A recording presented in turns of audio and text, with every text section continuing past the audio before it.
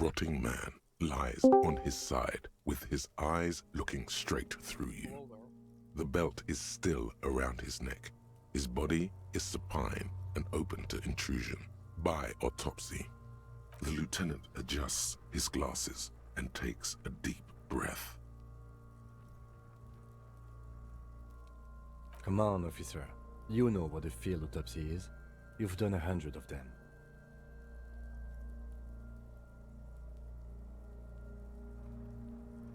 What you do know is, at 18.9 kilometers, the dormant shield volcano, Corpus Muindi, is the world's highest summit, and the failure of the 38 single, Et puis descend, to crack the top 20 was the death knell of disco.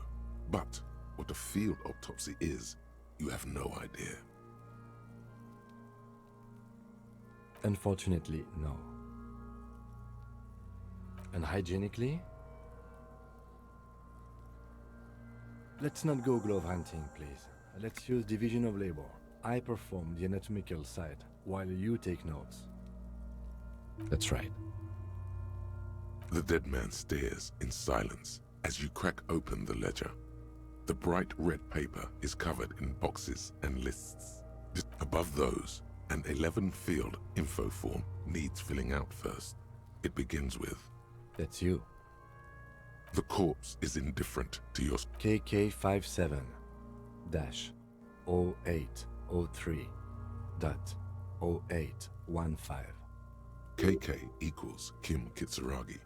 57 equals Precinct 57, followed by his date, 0803, and time of arrival, 0815, on the scene.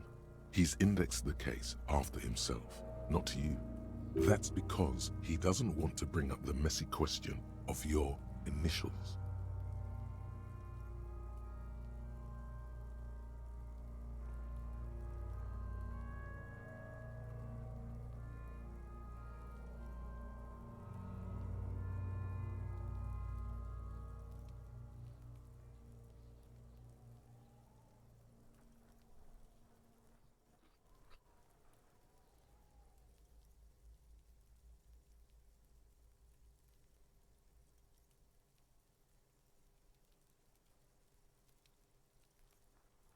Next. NA. Next. NA. Roughly 50. Dry 40. The damage is so extensive, it's better to err on the young side. He nods. Mondial. Fair to olive-skinned, from the Isola of Muindi. This is as vague as it gets. You might as well say whitish. The pudgy mess of curdled meat looks neither mondial nor anything other. Fucky fucky! Male. Pigs can have sex! Nor does he look male, with his pregnant belly and indistinguishable face. We're still going with March 4th. 51. What else? 9. Body identified by is non-applicable. 10. Case number is the same as the coroner's case. KK 57 0503 0815 listens motionless, with the cargo belt still around his neck. Only one None. At least not after the initial examination. Interfering with the body's position or wounds post-mortem.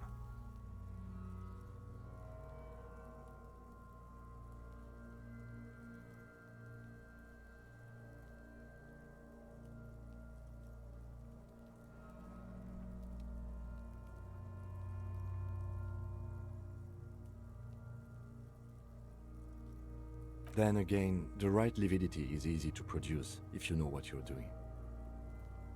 Your central nervous system recognizes this gesture. It's the stations of the breath. Ecclesiastic, religious in nature, a holdout from pre-Delorian burial rites. Somewhere in Jamrock North, a small wood shed behind Rosencrantz Row, Lieutenant Nick Feuerbat puts his hand to the chest of a small corpse, no larger than a monkey. It's raining outside, light drizzle. There is darkness in the shed. Elsewhere yet, an obese female sits in a wicker chair, her silhouette bull-like against the window. Outside, Grand Coudon. The day is turning dim for Sergeant Mac Dawson.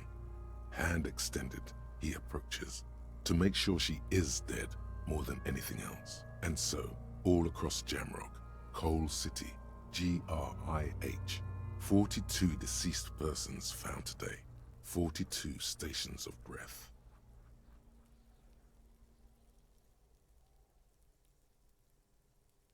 That's a lot of bodies, so... That's a We should lot of start the bodies. post-mortem. The corpse cannot feel Kim's hand More than on a his couple. chest. It no longer meaningfully interacts with its surroundings. A thicket of boxes and lists on red copier paper tries to answer why. Clothes. The deceased wears armored boots and white briefs. The make of the briefs is Babrodine, I think. Let's see. See, it's happening. Babrodine, yes. Inexpensive. The disappointment is palpable. The red-haired thing was expecting something more lurid. The boots are ceramic, vitreous enamel. They are fused to his skin from blood flowing downward post-mortem. Removal of the boots is left for processing. The boot has a serial number. It's E50.100.100. The lines between the plates are in the shape of the alphanumerical. The number is purposefully concealed by the design.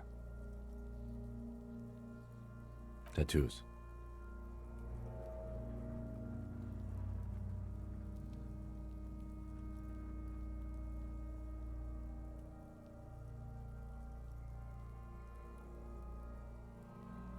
The upper torso is covered in a single, continuous tattoo, resembling a map of the night sky. It reaches from the right shoulder to the heart. The ink is blue and white. The assistant has a color photograph of the markings, to be added to the case files as document A1. The photo is taken on the scene, using a Trigat Mini. The deceased has a belt for airlifting cargo around his neck, tied with a hangman's knot. Color, yellow. Length, 3 meters. There is a buckle on the other end. Well-nourished, athletically built, measuring 1.8 meters. Generally consistent with age 42. Preservation is good. Ambient temperature, below freezing. Yeah. Body hair is It light wouldn't brown. look like a- Distribution is consistent with the age. The deceased had male pattern baldness. Hair is combed back, short. Lividity is consistent with hanging. The head is congested. Contusions are present on the head, chest, and thighs. Consistent with stones thrown post-mortem. Low velocity. Fucking low velocity. You think Kuno doesn't know what you're talking about? Velocity was fucking max. Talking shit about Kuno's velocity. In addition, there are bite marks on the face, scalp, and chest. Consistent with predation. Ligature mark.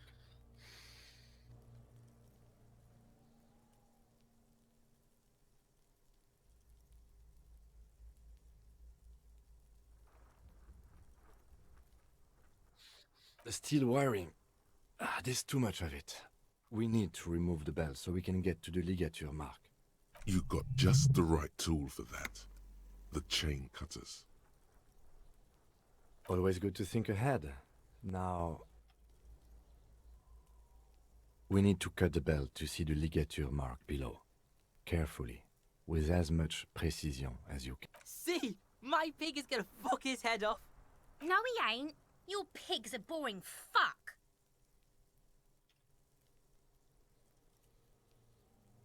The belt is equally tight around the whole circumference of his neck, swelling over the edges like white bread rising from the yeast. After some deliberation, you sink the cutters into the knot tying the belt together. You squeeze the rubber handles together, sweat forming on your brow. Snap! The knot is slashed. Another cut and the belt falls apart like a flower bouquet. revealing the dead man's neck and the dark red ligature mark around it. The rope rises to a point, leaving a gap in the ligature mark. The suspension point is in the back of the neck.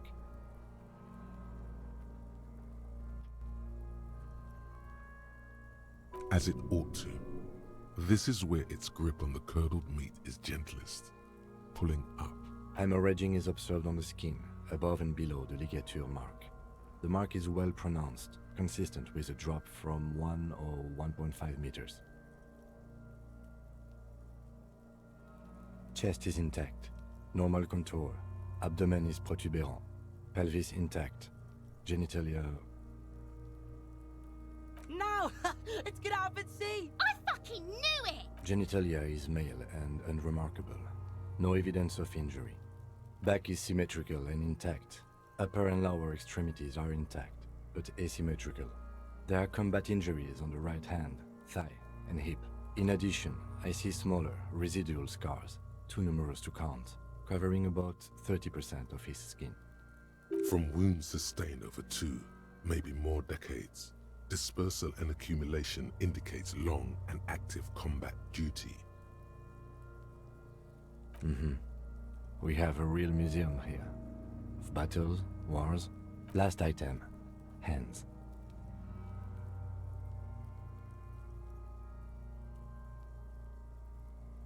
Hands are clean. No sign of a recent struggle. Maybe I'm just not seeing them. Honestly, this stench is making it hard for me to think at the moment. Ooh. That's all for the external. Well done. What next? Central nervous system. I have nothing. Do you have anything on this man's central nervous system? Of course, there is a moral to be drawn from it. A moral to this story.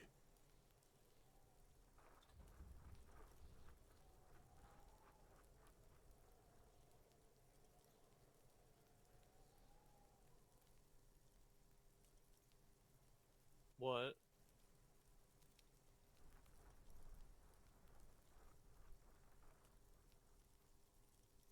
Musculoskeletal. Purge fluid is coming from the mouth. Not injury related. Eyes and tongue protuberant. Well, you don't want to have the Hyoid moral bone. of the story. Let's see. With his eyes almost closed, the lieutenant puts his hand on the dead man's throat and begins to massage it, gently. A rotting smell erupts from the mouth. Purge fluid runs down his lips, black and viscous. Yeah, jack that fucker off! The hyoid bone is fractured. The rest of the musculoskeletal system is intact. Respiratory system.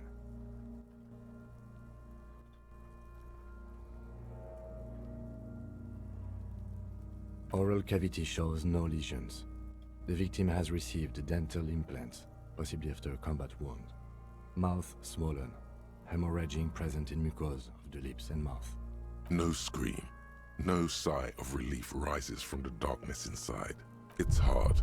Once more, you taste stomach acid in the back of your throat. A contraction. Your throat pumps a little something from your stomach and into your mouth. Inside, you see darkness. Mute silence as always. Hemorrhaging present in mucus. Hepatobiliary, NA. Are you a hepatobiliary expert? Neither am I. Same for toxicology and serology, NA. Unless you have untapped reservoirs of knowledge there? Reservoirs? No, but do they take obscure trivia and odd tidbits? No. Cardiovascular. The body exhibits heavy lividity. Blood has gathered in the hands, feet, and neck. Hypostasis is visually consistent with the hanging. Gastrointestinal. This will do. Digested semi-solid food in stomach. Voila.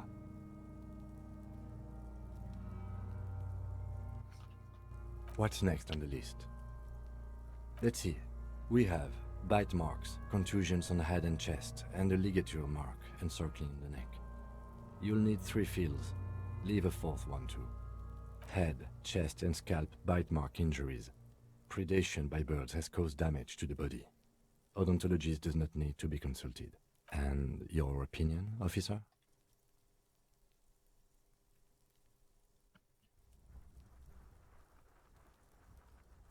Agreed. Next. So, the scalp bleeds from a post-mortem head injury, a stone. The injury does not have the rim of an early inflammatory response. The perpetrator on the scene has confessed to causing it post-mortem. At maximum velocity, fucko! Has confessed to causing it at maximum velocity. Coagulated blood sticks to his scalp and chest, where the countless stones have hit the dead man. Beneath. Right. Next. A dark red abraded ligature mark encircling the neck, with a gap on the nape measuring, let's say, 7 centimeters. The hyoid bone is fractured, the cervical column intact. I see hemorrhaging on the skin, above and below the ligature mark. Depth of the mark, 1 centimeter. No signs of clawing on the neck. Below the note, 2 customary boxes wait to be ticked. That's it. We have established cause of death. It's not much, and it leaves much to be questioned. But it's a start. Let's wrap this up. I pronounce this field autopsy over. Well, we established probable cause of death. We were thorough with the list of injuries too. We described them all in detail. What is there to say? Given the circumstances, it was a professional field autopsy. Oh yeah, well done, Master Detective. Maybe a drink is in order? I need a copy of that autopsy form. Then I will drive him to Faubourg for processing. You tilt your head, also looking at the corpse.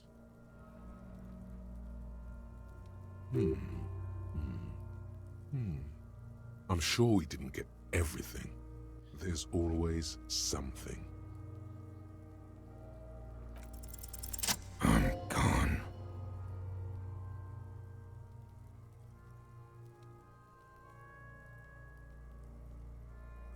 Into the wild pale yonder.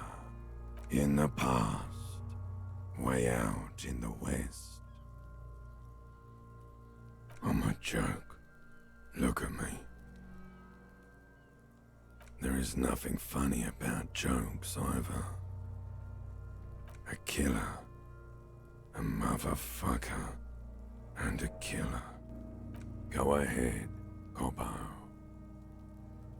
What do you mean? It's the power of your imagination. Go ahead. Ask me more questions. You fucking love questions. Because you're a copperoonie. Look at all of them go. Do you want more questions? Coming right up, copperoonie Rooney. This is getting upbeat now. Love did me in, Brother Copo. It was love all along. Huh?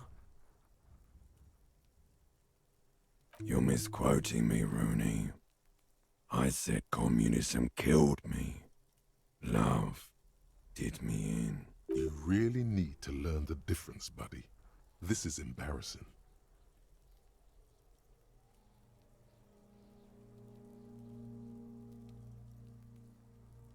Because you have.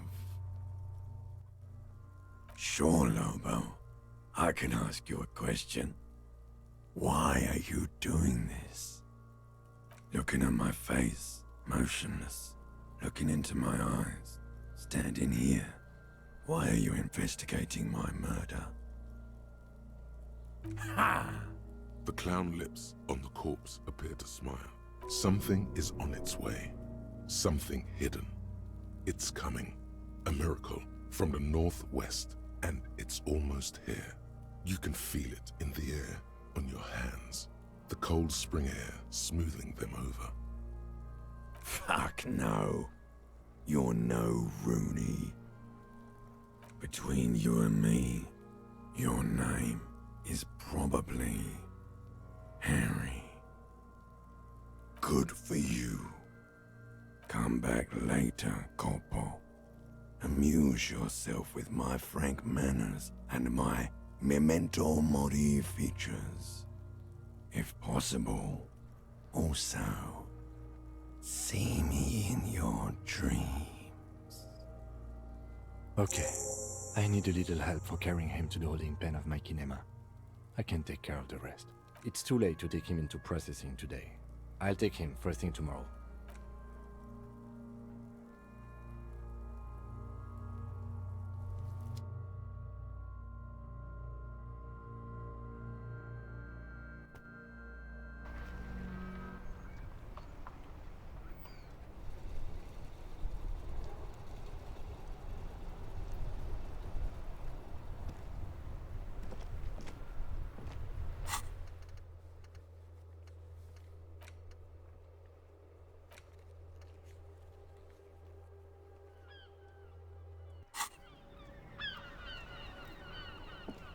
Inside, you see a set of steering levers, a radio microphone. This is Precinct 57. How may I assist you?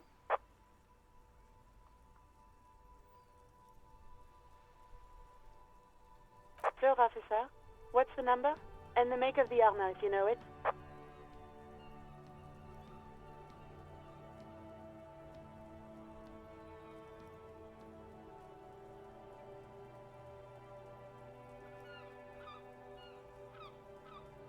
Got it. I'll contact the ICP database immediately. Call back tomorrow. Hopefully they'll have dug up something useful by then. The International Collaboration Police, ICP, is an inter-Isolari law enforcement service, the crown jewel in the moral intern diadem, alongside EPIS and the coalition government.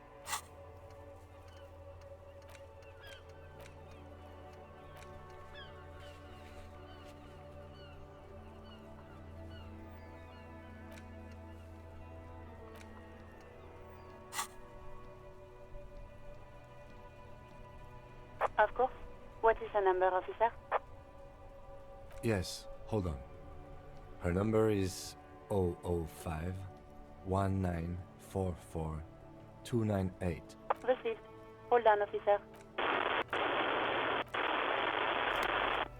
Lieutenant Kitsuragi slowly begins to tap a little rhythm with his right foot. Quite a lot of time has passed. Officer, I have Sylvie Malaika on the line for you. Yes, hello?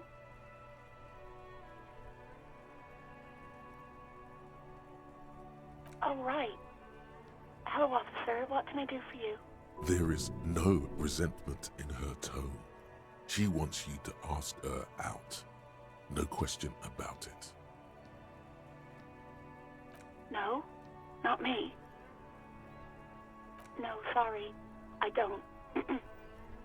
Not a lot of people have phones around here. Copper thieves take the wires.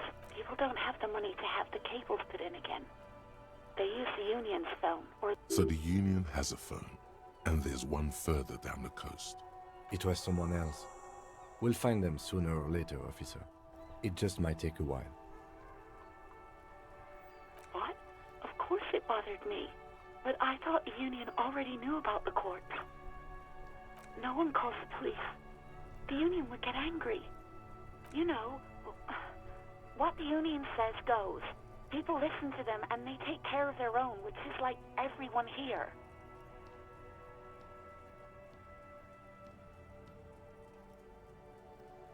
I don't know what to tell you, officer. I didn't call you because I didn't want to get in trouble with the others. Yeah, go on. You mean, why did I leave the bar? Honestly, I'm not really comfortable discussing it with you, sir. Why not?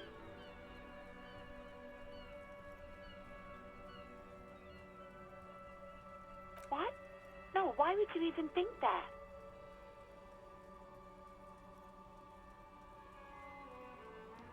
Please, don't bring Gar into this. I already said I don't want to talk about this. You're messing everything up again. Yes, I know who you are. This exact conversation has happened before. Establishing authority before this young girl seems to have been important to you in the past. Don't go there again. Oh, No, I haven't, sorry. Real policemen have uniforms too, by the way. Where's yours? He's in plain clothes, voluntarily. It's different from not knowing where your uniform. There are officers who wear the signature Perseus black uniforms to the highest ranks in the RCM and end up buried in them as well. Others do it more casually. Looks like you're one of them. Uniform? I never saw you in any uniform. You had your things on. The disco things. Please, no. Not this again. Everyone saw your cool gun, detective. You were trying to impress some people with it. Everyone was eating, and you were waving it around in everyone's face, begging them to describe it. You said it calms you, and then you started making suicide jokes. Oh, those again. I have been trying to wean you off them. You know, when you put your gun, your actual gun, on your temple and pretend to shoot your brains out, off of that, people don't like that. I remember this. You were screaming things like, "My brains are all over the wall, painting them red.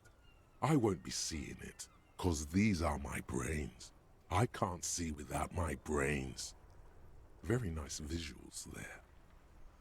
Me neither.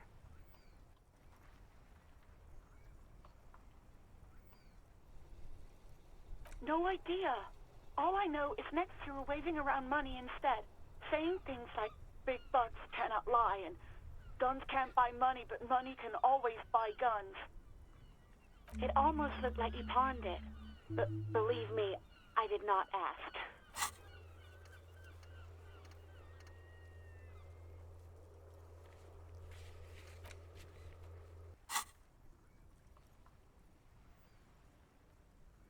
Well, you tried to jam it down the toilet, sir, clogging it completely. After I had unclogged it, I am sorry about that. Anything else, detective? No, absolutely not. I do hope so. Please, don't call me again. Bye. Yes, you have obviously done something to upset her at the Whirling-In-Rags when she was still working there.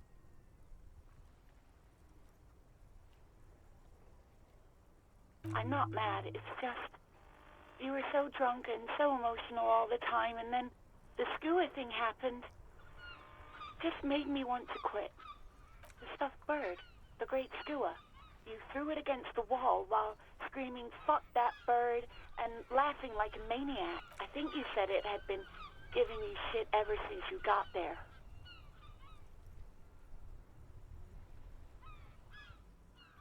It was a pretty bird, there since I started working in Whirling. I really liked her. We call her Scotty. Yes, obviously. You were the worst client I've ever seen. I've had sailors fighting, union guys grabbing my ass, kids stealing booze. Once a guy was glued to the karaoke machine every night for 2 months. But you, well, you were worse than all of them. Honestly, you were getting borderline aggressive. Even about little things like not turning down the volume at 3 a.m. I even liked one of those songs you kept listening to on repeat. No more. I hate it now. We Go On by the O.O. I can't listen to it anymore. You've turned it into a parody. Then there was your room, your project, an experiment to see how bad it can get in there. I tried to send the cleaner, but you wouldn't let me, threatened to make me understand. I had no idea what you meant, and I don't want to know. And then you screamed something about how you're a piece of shit human being, and why does anyone even let you work as a policeman? That you'd fire yourself, but you can't even do that. And then I had to deal with your toilet, the one you clogged with police documents, causing water damage downstairs. I won't even mention you waving your gun around, harassing customers, No, you really weren't. You were simply the worst.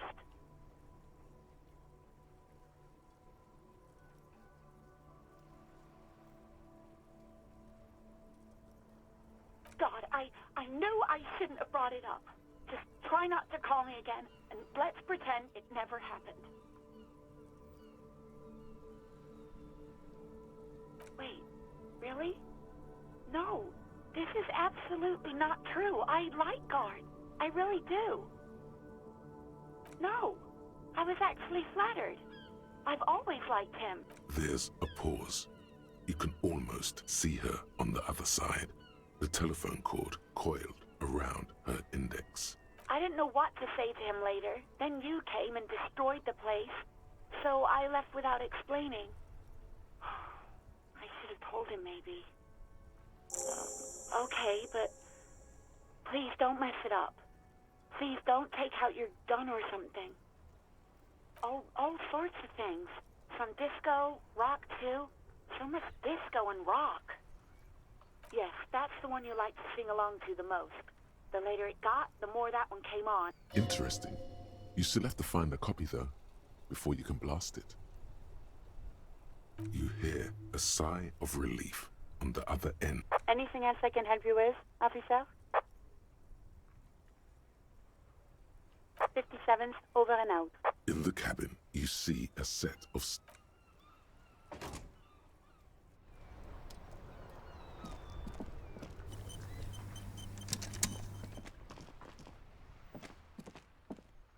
That's not good.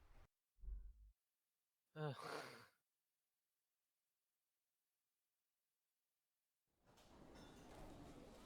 Oh my god.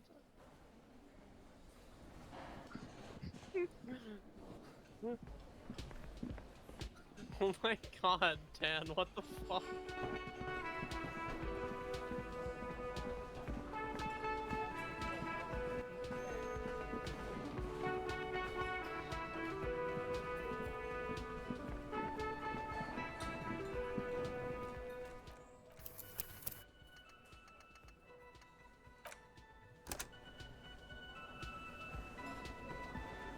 Can I help you? These people.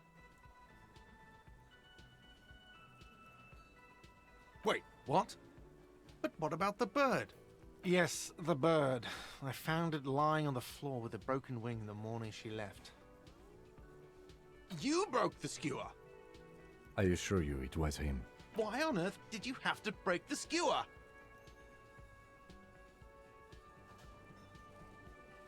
I can't believe it. I was so sure it was Sylvie.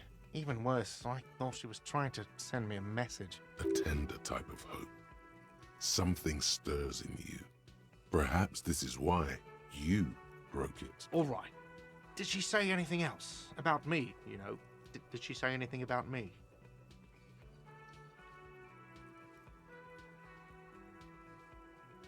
Really? And the body. I should give her a call then.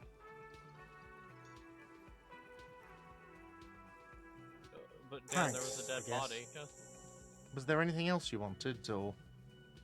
We were sort of hoping there would be Okay, a gun, Mr. Self-loathing. an expensive jewel, or at least a sword in it for you, if you deliver the message.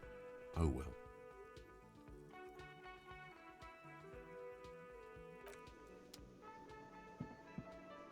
We should think about calling it a day, maybe. The nights are still miserably cold this time of year. You should take care of that, then. Let's talk to him anyway. An officer of the RCM shouldn't be sleeping in the street. We'll figure something out.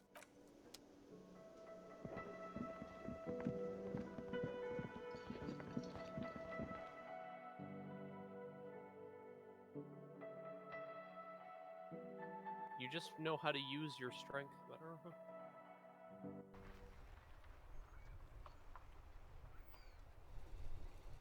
Yeah.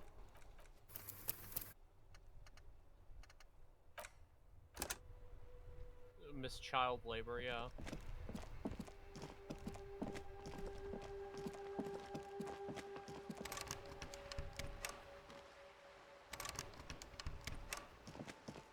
That bitch. We're still allowed to say bitch, right? Right, Twitch? Like, where that's not a bannable East word. Delta Commerce Center. This must be the name of the doomed commercial area. You ring the doorbell, but not silence. Nothing happens. Silence, silence. You hear static from the intercom speaker. It sounds as if someone has picked up the receiver, but Yes, hello. This is Tricentennial Electric. she sounds almost antique, as if her voice was being played off an old wax cylinder. A receiver must not be working properly. My God, The lieutenant exchanges a look with you. it's you.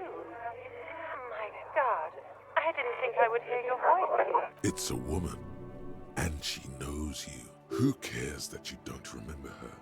Just go along with it. Michelle, just please. Why did you even call? I don't understand. You've been gone for months.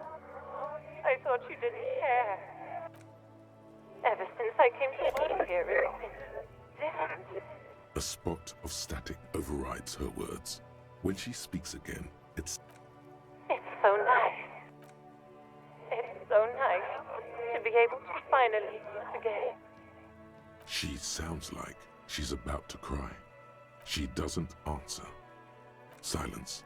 The only thing you can hear now is static and waves washing ashore on the bay. Another seagull passes by. I don't know what happened either. We should probably stop playing with this thing. You press the number sign on the keypad. That looks like someone has melted half the plastic off. You wait for a minute or two. All you hear. You ring the doorbell. What an ominous name for a hair salon. That's an off-key melody. Kuno, please stop calling here. Grown-ups don't have time for your stupid games. She thinks you're the gremlin child. What would he say to this?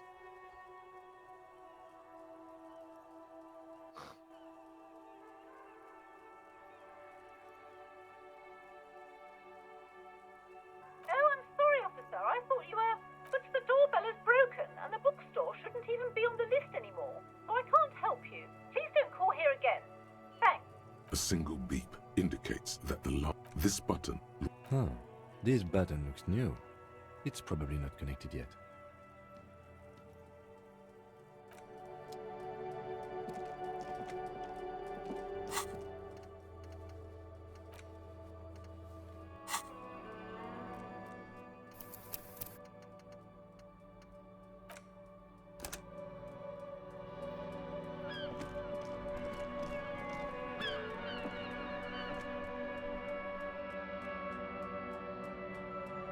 That's like 5 rubles. So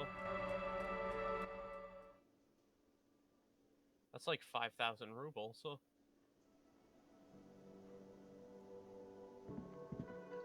oh, I love cats. The worker is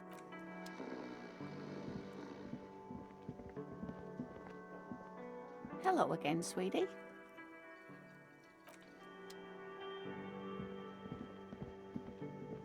Why not? Why? Can I help you? Yes, have you got it?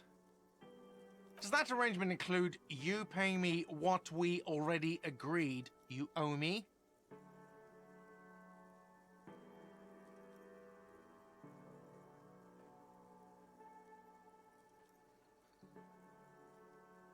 As a police officer, you must understand that I cannot take you at your word without evidence. Evidence being money. You can't stay here without money. Not until you bring me the money. Okay. I might have something in my motor carriage we can use when you're done here. I really didn't want to resort to this.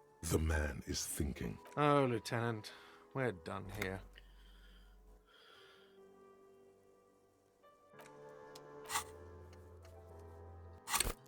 Sing karaoke, you bitch. Sing karaoke. It's good for your soul. Huh? It's good for your soul. Huh? Sing karaoke, you motherfucker. Huh?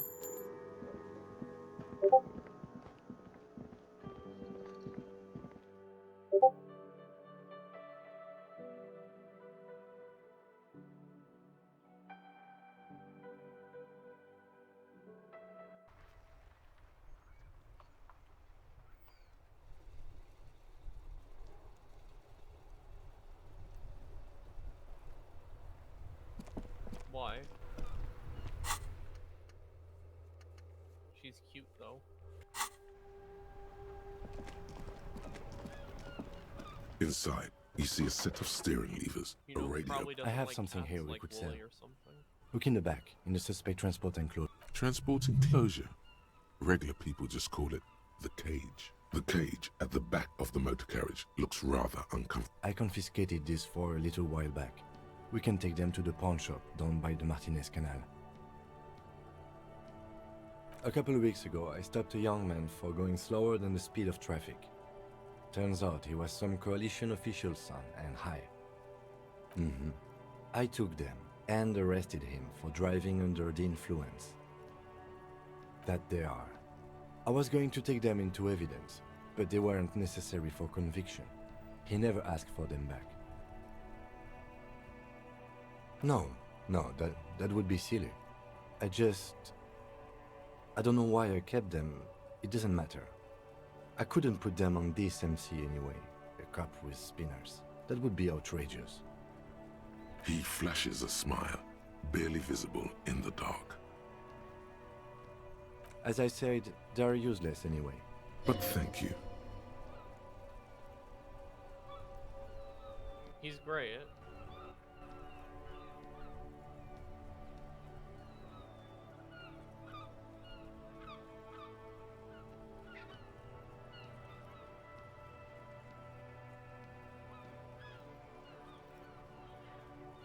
The lieutenant nods as you take the spinners.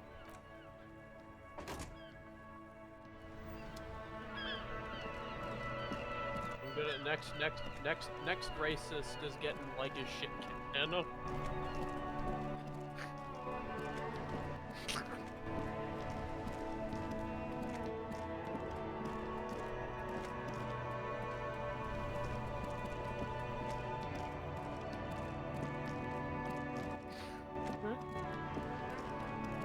No, he was one of the good ones.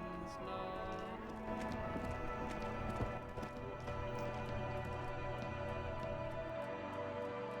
It's a pawn shop. Those things don't close.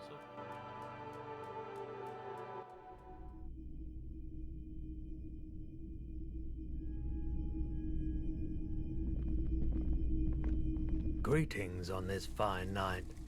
The pawn shop is always open.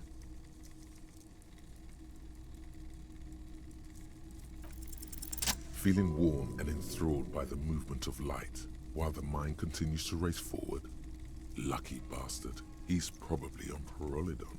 It's a drug developed by the military to treat and prevent radiation sickness. It has psychedelic side effects, and it makes your eyes turn yellow. I try to keep the shop at a comfortable temperature.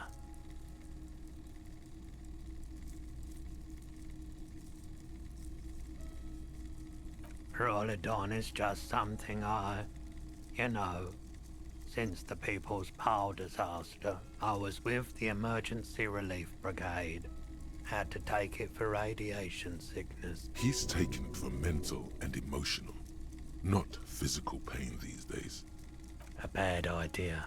Some poor leftist built a particle decay generator in hopes of bringing affordable electricity to underserved communities. It malfunctioned. Radioactive waste everywhere. The People's Pile was a Type U particle decay generator that failed immediately after entering service, releasing radioactive waste into River Esperance. An emergency valve defect resulted in steam pressure blowing the turbine, taking the fuel containment vessel up in the explosion. Both the faulty design and lack of finances contributed to the catastrophe. We were an all-volunteer force, self-organized. Tried to help the fire brigades contain the spill. I lived by the river since I was a small boy. The Esperance didn't have the art to let it all go to shit with. There wasn't much the volunteer force could do, however. We wasted years in the river mud. Years getting sick. There's a reason why everyone's tried to forget any of it ever happened. So much disappointment and early deaths. Cancer mostly. And we knew all that was coming even as we were cleaning up as best we could. No one's. Everyone's. So much bitterness. A bunch of poor people built themselves a primitive nuclear reactor, hoping for the best. What do you think is going to happen? The cleanup happened 15 years ago, so I came to Martinez. People told me don't go there, it's a shithole. I said, people, we just had a nuclear pile meltdown. I'm gonna get as far away from Forberg as I can. Still in the same city, but I like the theory more than the story. Outward movement, not vortices. Yeah, you gotta get in on those vortices, my man. Yes, we'd like to sell these hubcaps. Roy takes the hubcaps from the lieutenant and inspects them. Yes, these are very, very good. Did you defraud some foreign prince for them? Jump a mesk banger? No matter. I'll give you 200 real. No one was defrauded or jumped, I assure you. Of course. I meant no offense. 200 real for you, officer. Thank you. Here's the 130 real you need for your bill. Do not waste it. The rest is for him, to compensate for the pain of being separated from his radiant spinners. Anything else you're thinking of selling? Oh, no. I don't like those kinds of objects. No sale. Aphotic paths, counter-radiance networks, anti-magnetism. It's darkness. You have absolutely no idea what aphotic paths are, but the tattoos on the man are not that. Another time, perhaps.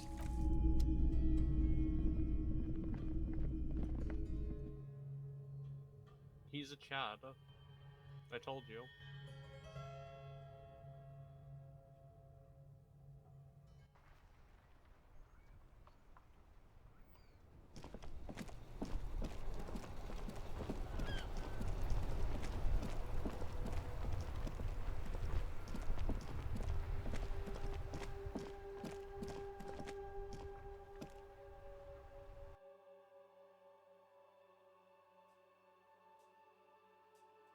Drugs are not the solution to your problems, they are the cause.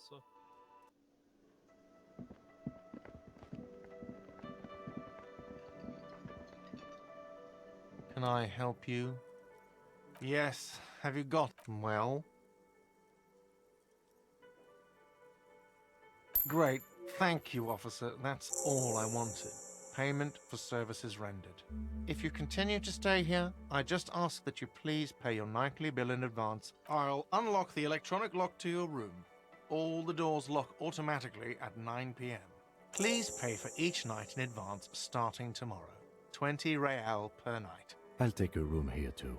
Of course. Always happy to have officers from the RCM as guests. Anything else I can do for you?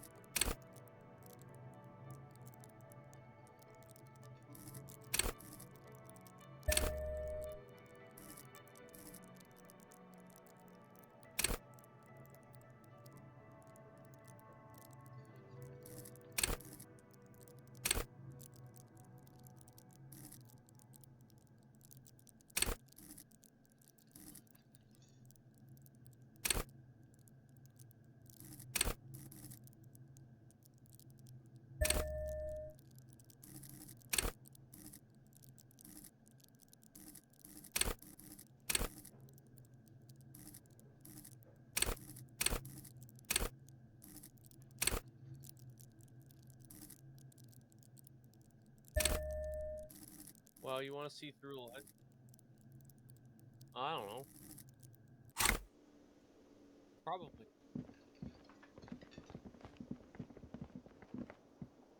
Look, you probably picked the wrong things, and I'd say that no matter what you picked, so you really picked the right things.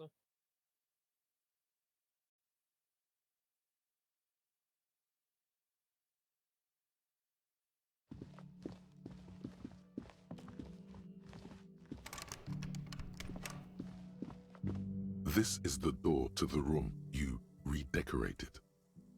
Just a moment. We should talk about our progress on the investigation. Let's go out to the balcony.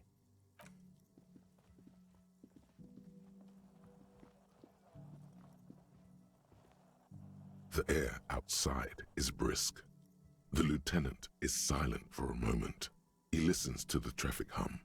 Then,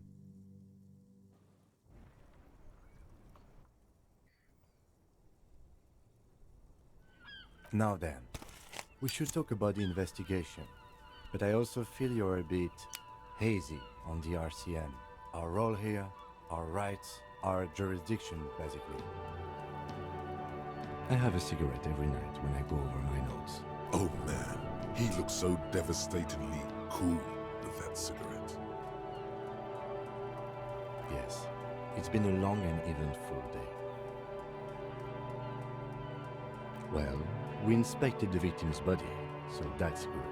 It was not easily approachable in that state, but we did it. I would say our initial inspection was very thorough. Then you shot the body down, which was quite a shot. I admit I wasn't sure whether I should give you the gun, but I'm glad I did. Your shot enabled us to perform a field autopsy on the victim. We found some things we can really work with. I still feel like we missed something, but maybe the boys in processing will surprise us. We still have work to do at the crime scene. Now, as for interviews, my list of people to talk to here in Martinez, I mean.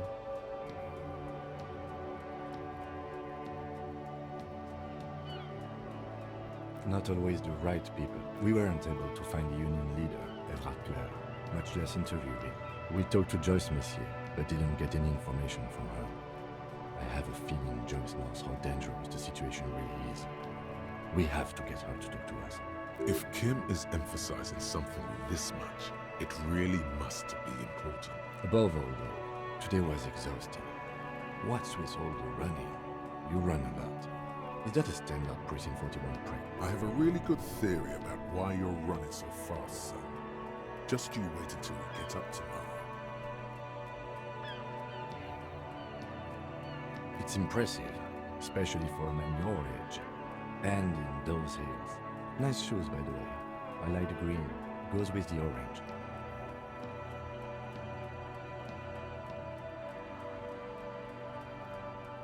They're quite limited, actually. The power officers of the Ravachol Citizens Militia exercise most frequently is imposing fines of up to 1,000 real for offenses, in accordance with an interdepartmental schedule. Yes, although indirectly, as citizens can always request records, officers of the RCM have been known to take bribes of less than the prescribed fine amount. It undermines trust in the RCM. We can arrest people, of course, but rather than bringing someone in directly, it's preferable to serve a station coldly. It prevents confusion and overcrowding. You can't.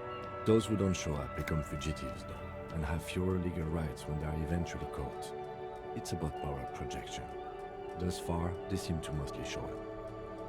As you may have gathered from the fact that we are expected to carry a record of our kills, like the one in your watermarks, we are permitted to use whatever force is necessary, and strongly admonished not to abuse that power.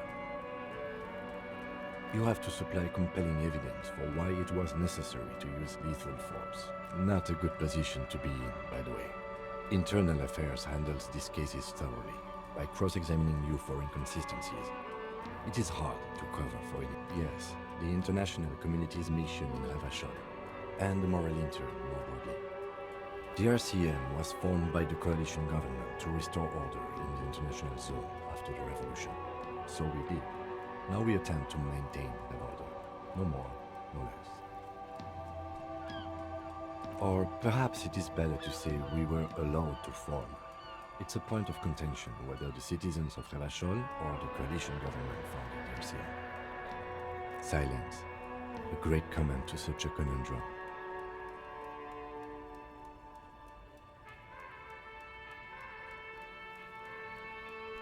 The Moralist International are the world's largest political organization. You know who they are. They have been running this place after the revolution failed. They're a union of center-left and center-right parties across the Real Belt.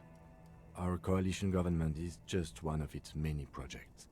They also run the ICP, EPIS, most intergovernmental organizations in the world. What do they believe in?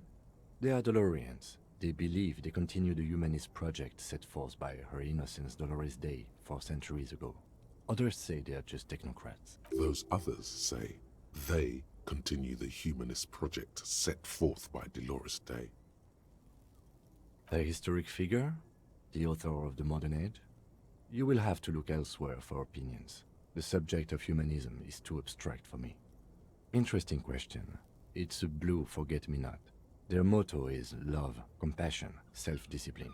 Something kind and usual. Something almost self-explanatory. Something even a little feminine. But in a strict manner. Something like the dark blue, serious color of the early night sky above. The moral intern are a fact. I try not to have opinions on facts until they change. And it doesn't look like that's about to happen. Do you?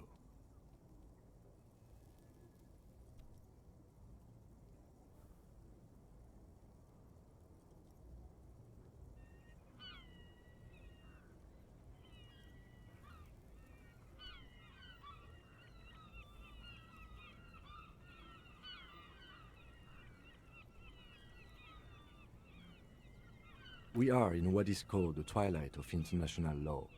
The laws we claim to enforce come from the MI. Without them, we are simply vigilantes.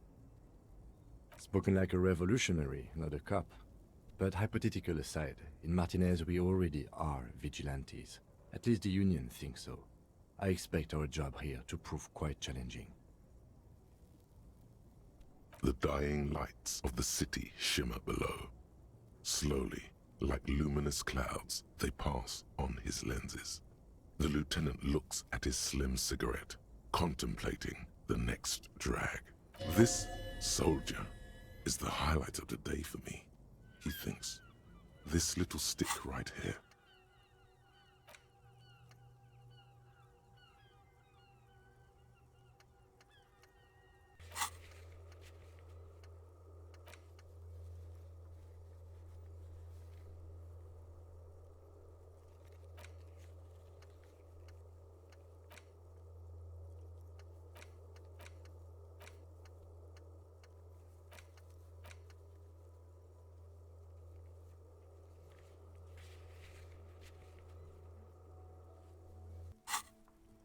They really don't like us here. And the mouth on that kid, Kuno. It's different in land, in Jamrock and the GRIH. It's our fault for leaving this place to the dogs, to the Union, to the company, not daring to come here more often. It's like I told you, this place is an orphan, fallen between the cracks. We run this city. West of the river is RCM land. It's incredibly hard. Human beings are... But we are in control, and it's worth it. The organization works, our systems work. If they didn't, the city would disintegrate. Me too, but I wouldn't count on any drastic changes in our lifetimes. He is very tired, but the dark circles under his eyes make him look younger, not older. Yeah, it's getting very cold now. Let's go.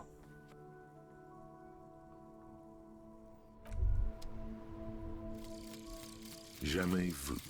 Derealization. Jamais vu. The opposite of déjà vu. Not already seen, but never seen. Everything that should be familiar appears strange and new, like some half-forgotten day in your childhood. Only now. That's the feeling you've been having. And for who knows how long. You should go and ask Joyce Messier about this. What world are we in? This is a fundamental question.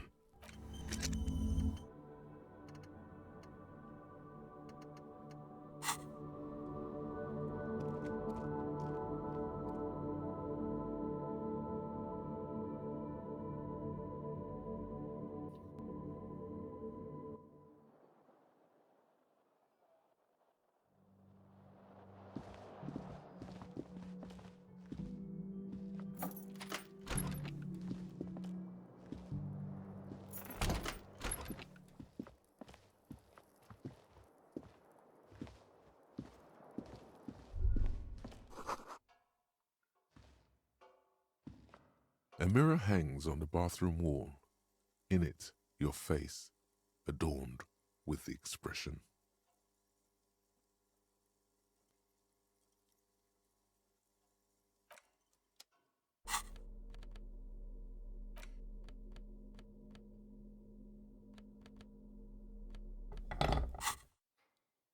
A mirror hangs on the bathroom wall. In it, your face, adorned with the expression. It belongs in the new, the third decade of the current century. Enough time had passed from the failure of the revolution that, for a fleeting moment, free market economy seemed like the ultimate, uncontested way of life for our species. Things were good. It was smooth sailing. People made gold and champagne-tinted interiors and facades to suit the times, calling this the new style. But more importantly, disco happened. Forget about ostentatious orchestrations. For Revachol, your city, that meant only one thing. Guillaume le Million. If it doesn't rhyme, you're not pronouncing it right. Out of the dazzling swirl of disco music, in an open-air boîte de nuit, somewhere in Revachol West, Guillaume's blonde mane appeared on the screen. He sang some bullshit. Then he made the expression. Everyone loved it. Maybe you thought some of the stardust would rub off on you. Maybe it did. Either way, it's all gone now. Only the grimace remains. You have some understanding of the near history of disco, plus the trivia you've picked up along the way. Episodic memory, however, remains in the dark. It may never return. You should prepare yourself for that. It doesn't have to be. You can swoon over Guillaume and his champagne-corked smile whenever you want to. Maybe some of the stardust will return.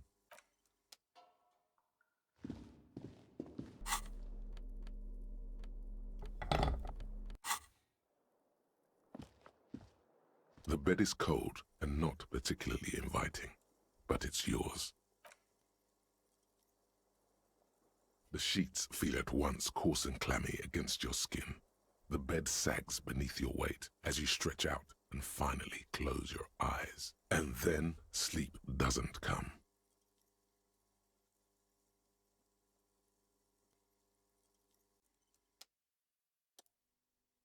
And then sleep doesn't come. Sleep, calm. Obviously, you're in bed with your eyes closed, but it's not happening. Maybe it's the bed's fault. Its synthetic filling has separated into hard lumps, smells of alcohol and sweat. It barely covers your toes, stretching over your soft belly. This is your body here. It's a little better. Colors, scenes, and half-formed phrases still litter your mind. Part of something to do with, what was it that the lieutenant said? Union? And it's gone again. Your thoughts lost between your breathing steadies. A great silence washes over you until your eyelids twitch in your sleep.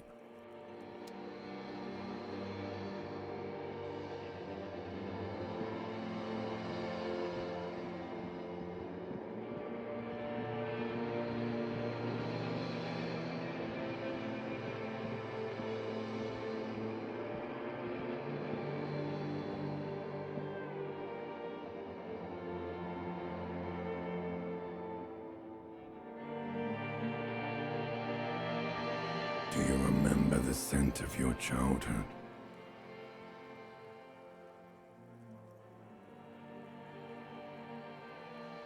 Do you remember your wife's hand on your face?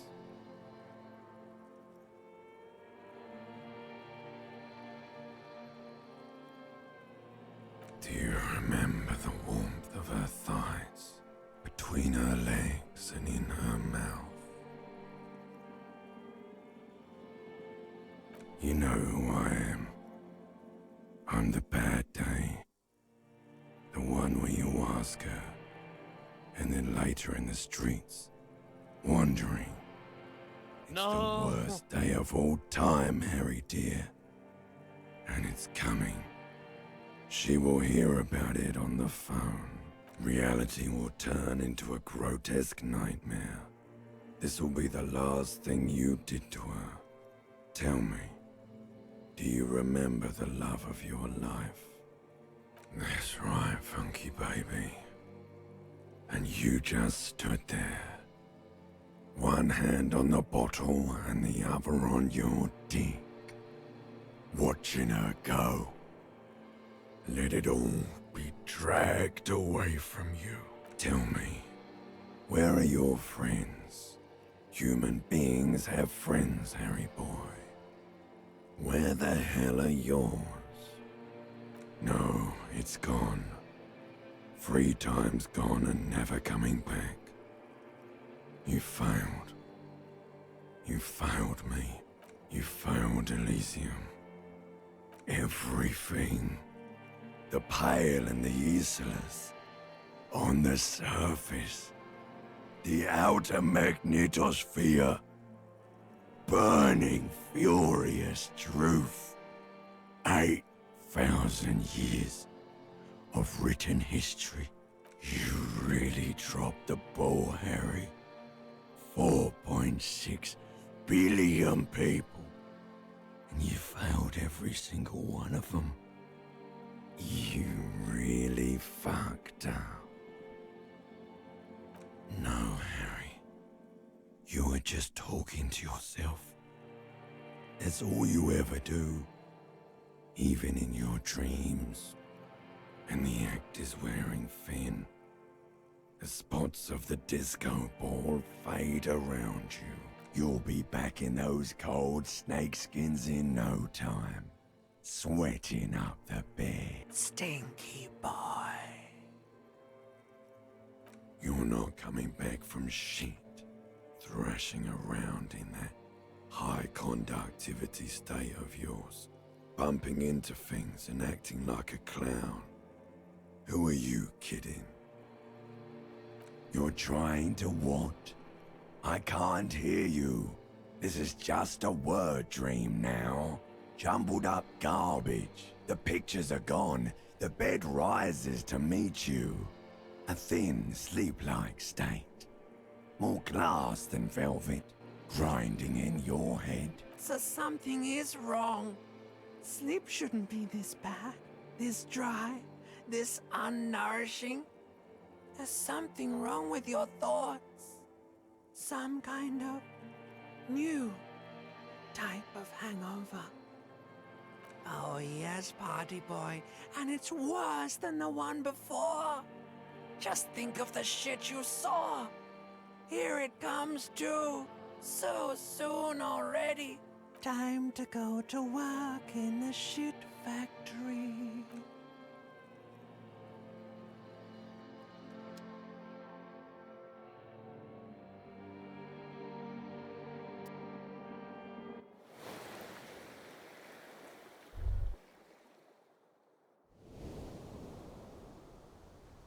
Good going, buddy.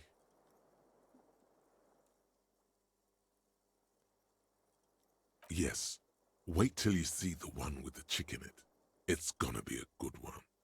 You feel even worse this morning than you did last night. You mean, why are you so tired? Too tired and down to even think? It is worrying, isn't it? You can't be a detective like this. Detectives need to be able to think. It's just that your heart has finally pumped all the speed out of your system, but you're too weak to say no now. Waking up is the worst part. Maybe somewhere down the line you could decline. Are you sure? Ready to live as this pathetic shell of yourself for days? Basically, a week. Let's be honest, 2 weeks. Maybe 3. You won't make it. Half the town will be dead by then. You will be fired. Suit yourself, slow, sad shell man. See how you do without your spark.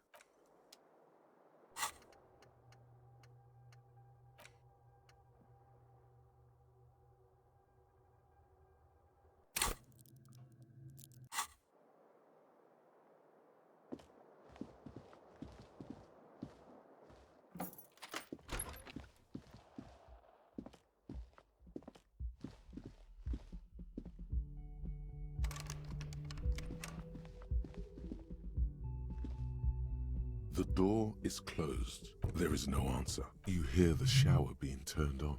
A tremendous loneliness comes over you. Everybody in the world is doing something without you. The door is mute and indifferent.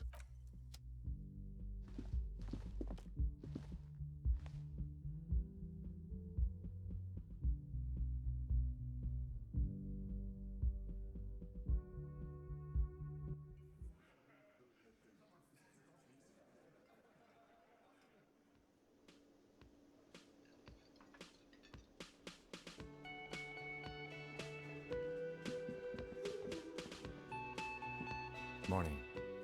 I've got some good news. I took care of the body.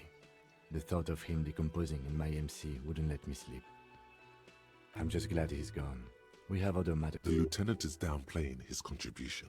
He got up before sunrise to get this done, and now he's quite pleased with himself for taking care of the gruesome business. The Union muscle finally turned up, and they look rowdy.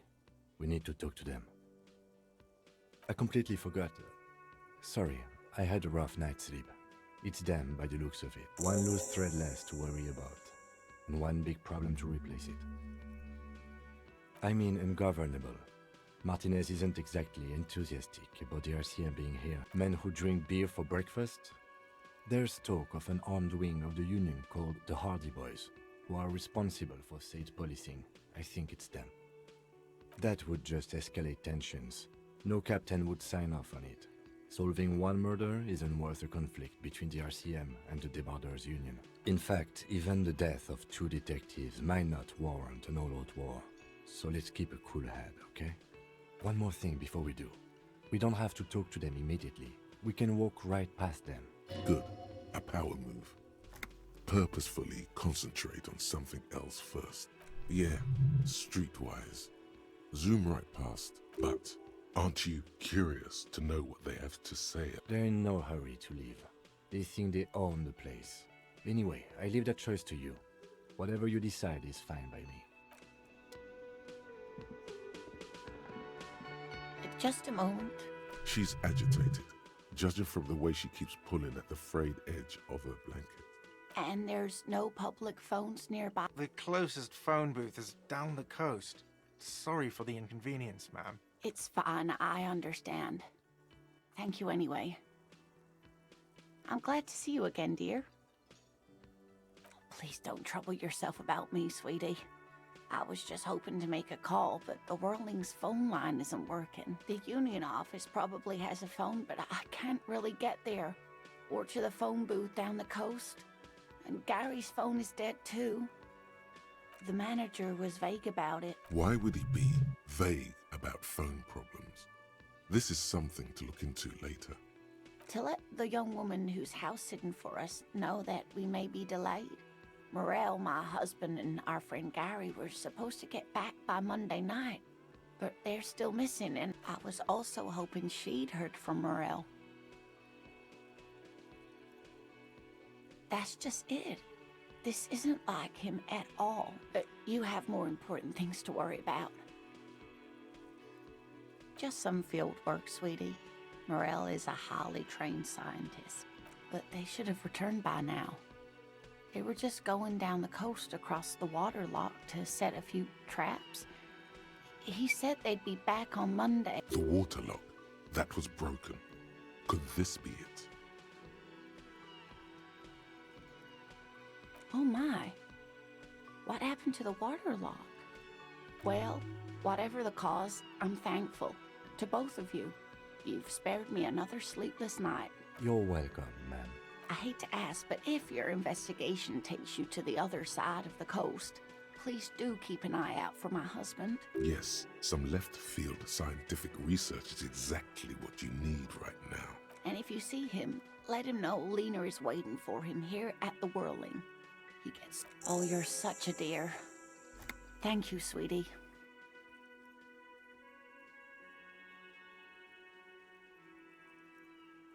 Oh, yes. A zoologist. A cryptozoologist. It's a pseudoscience that attempts to legitimize research into mythological beasts and urban legends. That's one opinion, yes. and people are entitled to their opinions. She's used to playing off such insults casually, but they still affect her. My apologies, ma'am. I did not mean to undermine your hobby. It's not a hobby, dear. It's a subfield of zoology, one specializing in animal species that are so exceedingly rare that many assume them to be extinct or even fictitious. Searching for such species called cryptids is difficult and often thankless, and frankly, many scientists are too lazy to do it. The quality of research at Revacholian universities has been on the decline, but you doubt there was ever a time when cryptozoology was embraced by the academic elite.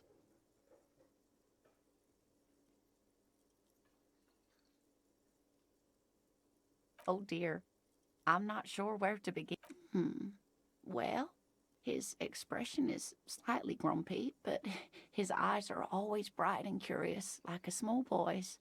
And his palms are quite coarse from all the field work, but he's quite gentle.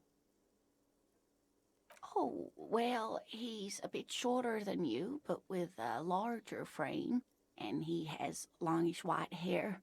The lieutenant pulls out his notebook and begins jotting down the woman's description. One other thing, he'll likely have all kinds of field gear on him, even if he's not out in the reeds, you know, just in case. We'll be celebrating our 16th anniversary this autumn. Not the most numerically satisfying anniversary, but I like the less obvious milestones even more somehow. I hope I've been useful. Can I help you? Another thing. Great. I love those.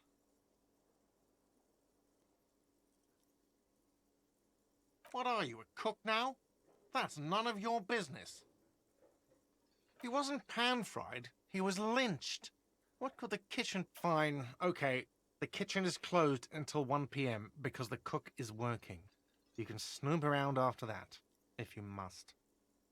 Yes, and the phone company is taking its sweet time sending someone to fix it. Losers. It's not strange, it's inconvenient. Who told you that?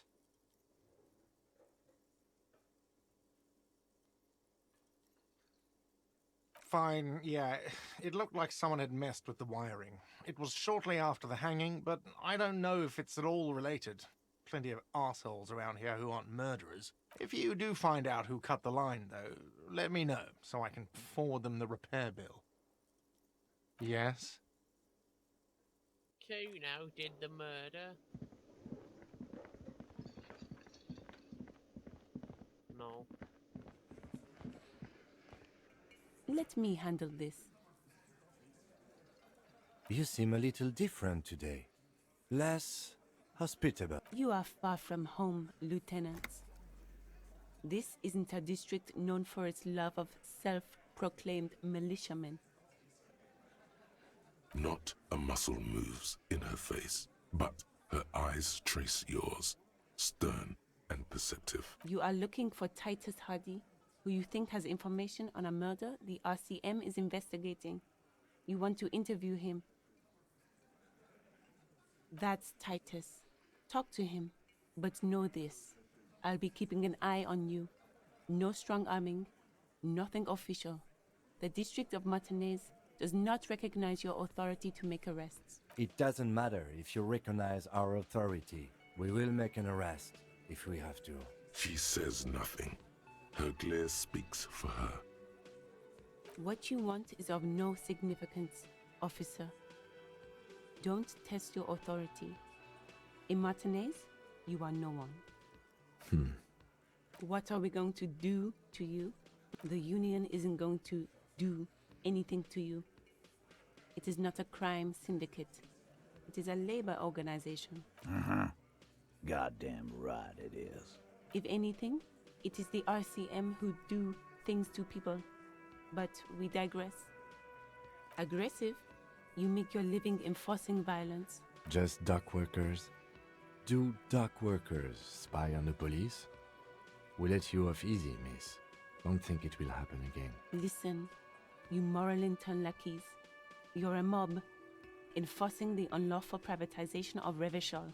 20 fat men in the Occident are stealing it all, and you're their bodyguards. Fuck yeah.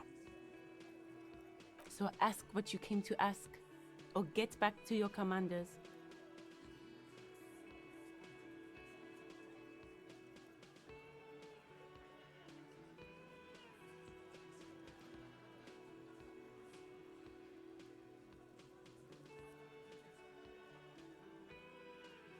Let's. Obviously, I'm a lawyer, a legal counselor for the Dock Workers Union. I would urge you to consider what you say to my clients.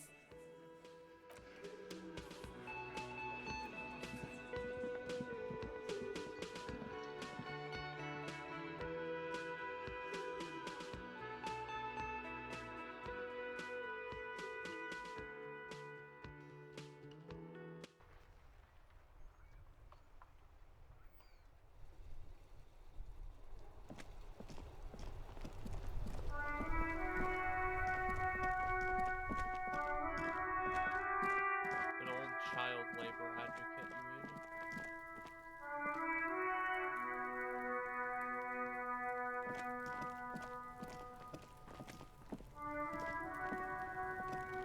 Fuck does Kuno care?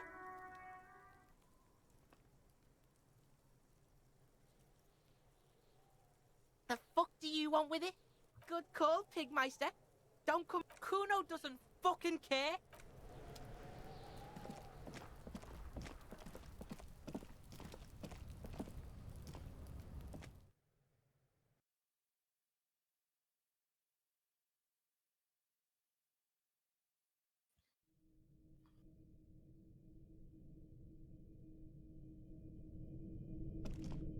I like how yeah. I like Kuno. But also, I'm not a weirdo who beats children, so he wanted to.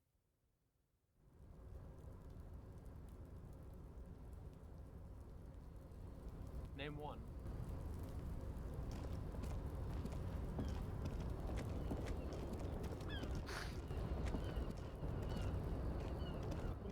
I'm not your butler.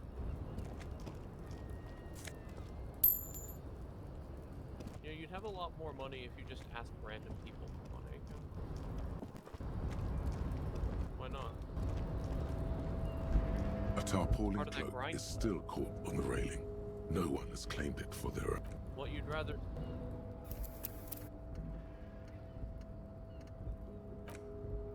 You'll die. Yeah. A tarpaulin cloak is still caught on the railing. No one has claimed it for their own.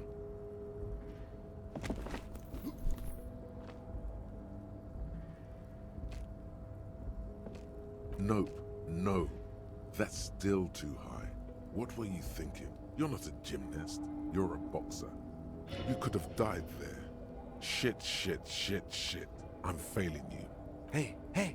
What happened? I understand. We can always come back when you are feeling better. It's just a cloak after all.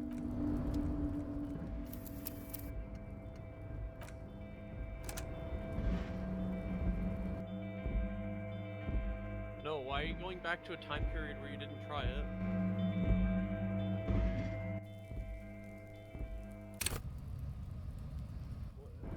You're just... you can try it again. It's a white check. You literally just lost 1 point of morale. That's not a save and reload moment, Dan.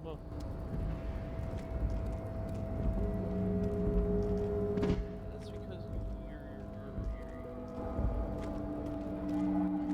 I don't reload for other things.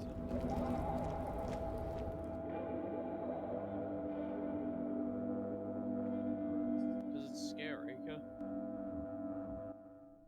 Yeah, it is. It's scary, Dan. It's a big drop.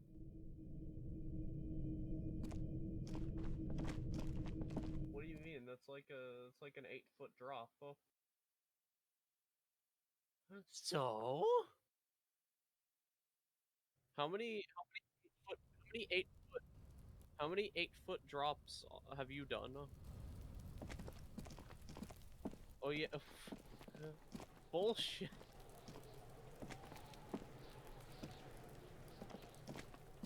There are several footprints Bullshit. in the mud, Yes! left by... Oh, you're so soy. Soy. Oh, you're so soy, Almabec. They should soy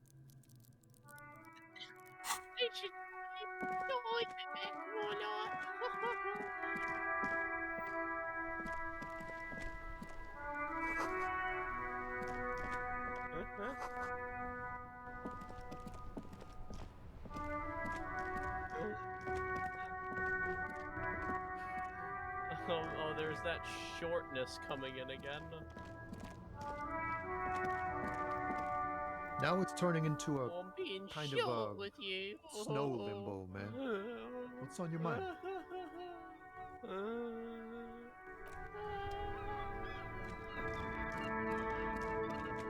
Oh my god, why not?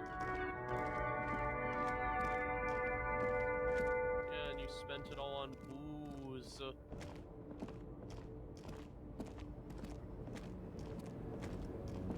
Booze. You lost all your money boozing because you're a boozer. Bastards! We have a right to work!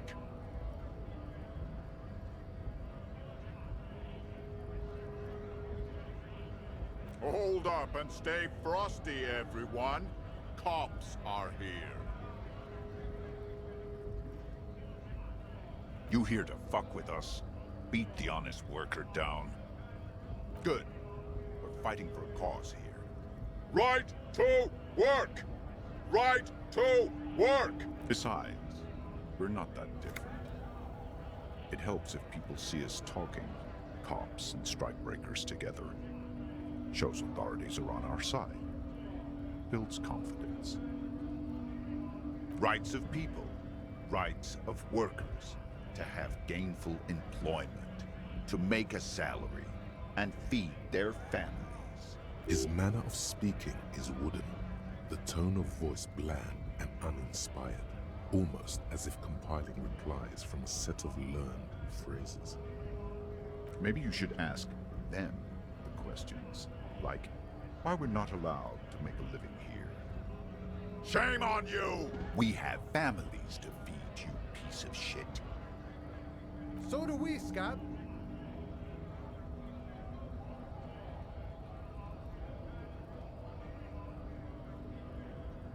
Honest men and women with rights to work, to be useful, not toys for corporate interests.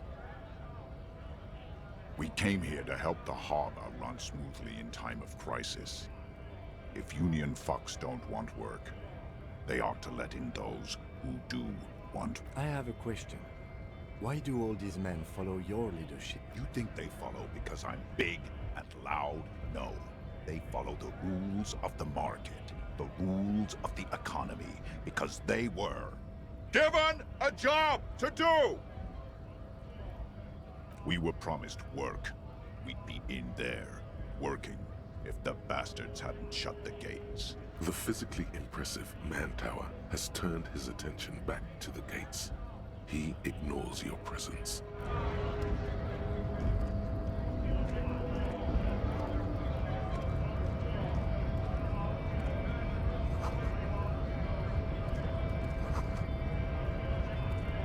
Scab? You're hazy on the notion of a scab. Smells like politics, though. Maybe it's got something to do with the flask he reaches for from time to time. Fucking scabs. I was just messing with you. No one's ever seen a cop scab. Imagine, you cops going on a strike, but then another cop comes in and says, let us cop for less money. Speaking of, what brings the RCM here? To the Wild North? Come to see the strife?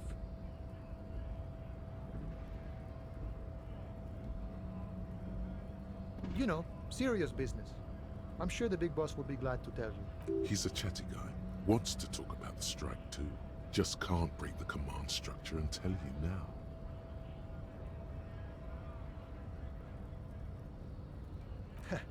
The little boy had it good on his promise.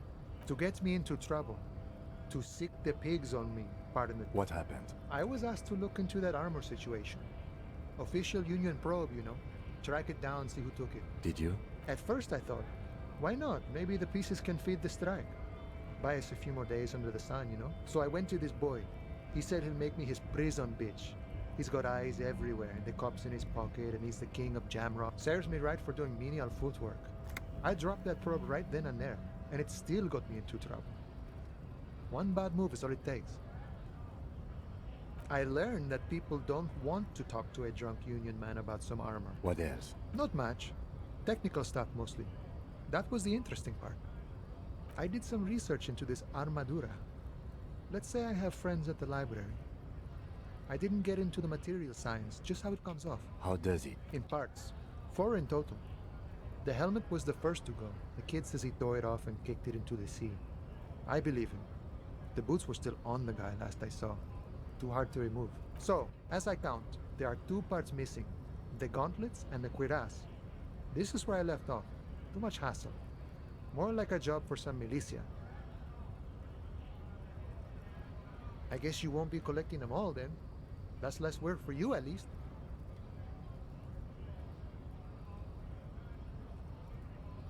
Oh, they're just gone. They don't exist anymore, if they ever did at all. Forget about them. I did. Nice and balanced. Some junior officers can take care of the rest. Smart choice. It's only that one spot you need armored too. The one the bullet hits. Good luck if you go for those boots though. You'd have an easier time wresting the spurs off a boyadero than getting them off him. It's a minor nuisance. It's all good. He thinks, not yet. Better to get this business out of the way. Sweeter then. No problem. If you see that kid, thank him from Call Me Mañana. Thank him for showing me the way.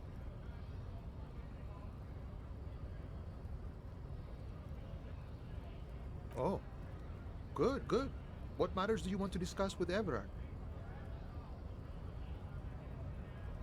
Everard's got a lot of knowledge about a lot of things, eh? Doesn't often dole it out, though. But sure, why not? I don't operate in that capacity. I'm not a granter of passage. The passage grants itself. If it's all so simple, why don't the strikebreakers just go up the Aye. Walk right past Measurehead and go in. Yeah, the 2.5 meter tall Semini supremacist there. Walk right past him, then press the button to unlock the door, then go past him again, and you enter the arbor through the office. Está. Don't worry, I'm sure it's not completely impossible. For example, you could best Measurehead in a physical confrontation, or you could convert to a Semini supremacist worldview. Or, maybe it actually is completely impossible. Not yet, no. He's incredibly strong. Nothing a couple of solid hooks from Dexter and Sinister won't fix. Sure.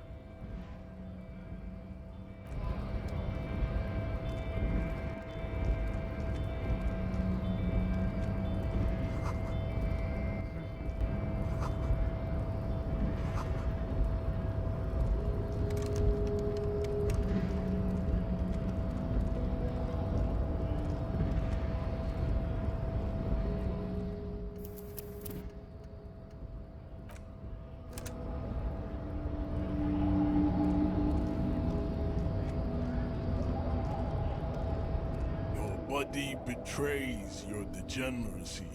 Yeah, Measurehead. His body totally betrays his degeneracy.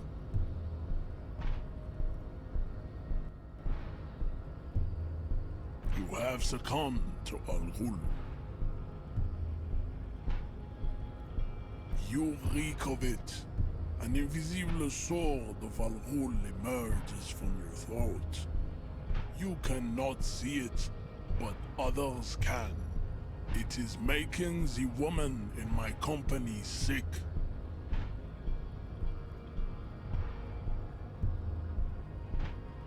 Your mouth moves, but the one who speaks is Al-Ghul. You are but a vessel for the Ghul now. very little of yourself remain. Occidental Haplogroup B4 is done giving orders around here. The influence of the ham sandwich race is waning. Does this remind you of someone? The guy down there? Plain white bread.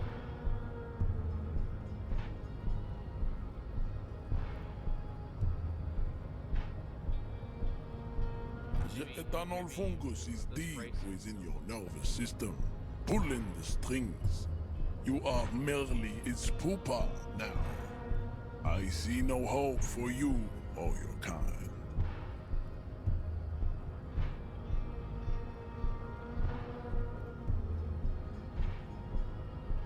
Look at my craniology. I am the pinnacle of my haplogroup. The pink blob is a bad example, even of yours. It saddened me. You were once a noble and powerful race. You gave the world eugenics, electricity, and powerful weapons of war like missiles and aerostatic aircraft. You made great gains in metallurgy, race theory, and statecraft. You dominated lesser cultures, like the deformed Hemians and the inexplicably potato-obsessed Kroikos. But now your ascent to the genetic summit has halted. You are obsessed with sadness and with frivolous pop culture. You will be superseded. Isn't that right, babe? It is, baby, yeah. You know it. There is a button right behind him, just out of reach. It must be the one that opens the door to the harbor.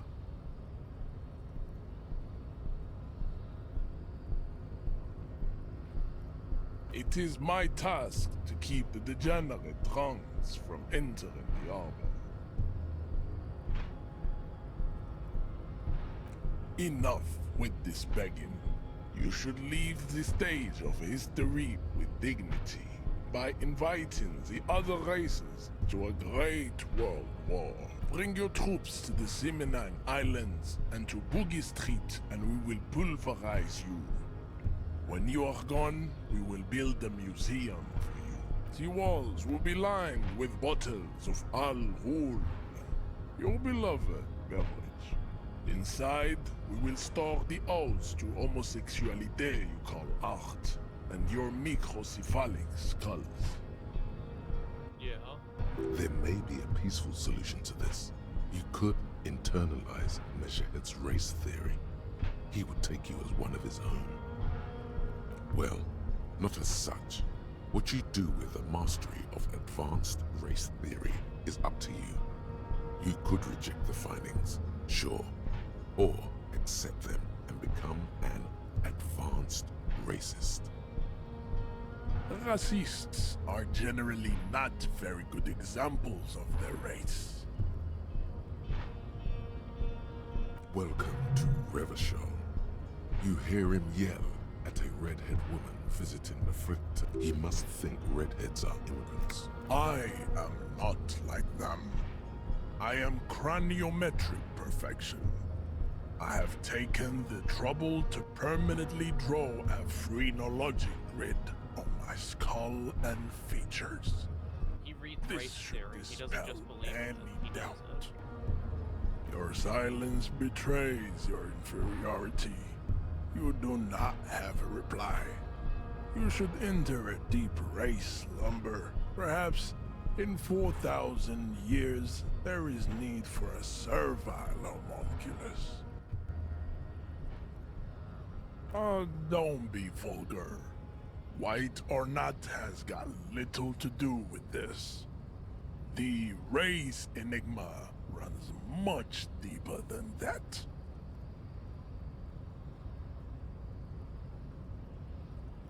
Mr. Clare is a man of vision and means.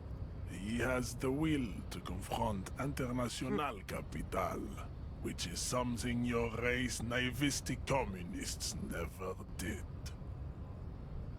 He's not. Yeah, Also, no, he's in a union. He's not. To serve is noble. It takes discipline. Your petulant individualism has only contributed to your race failure. He's gonna It is take on lax international and capital. moronic. Let's go.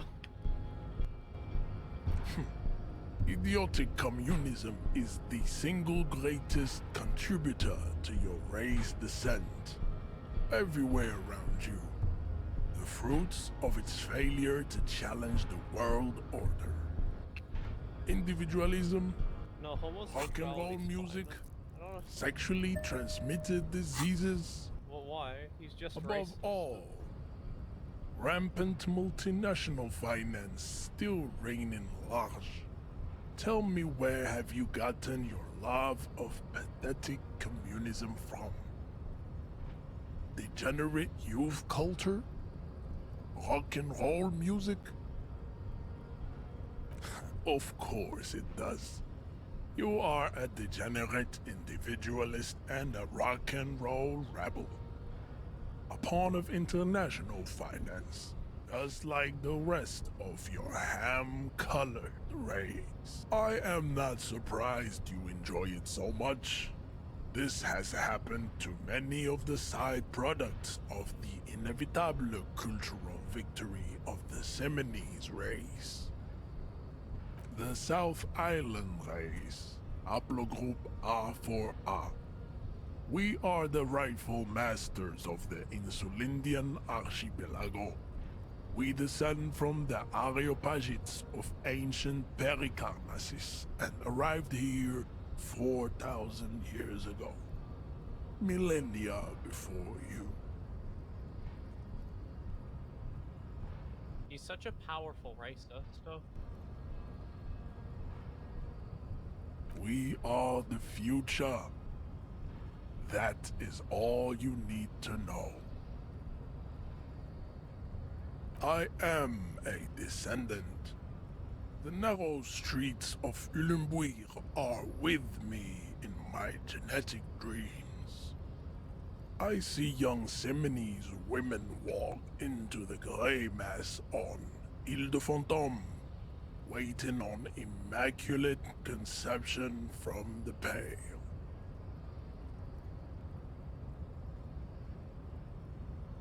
What?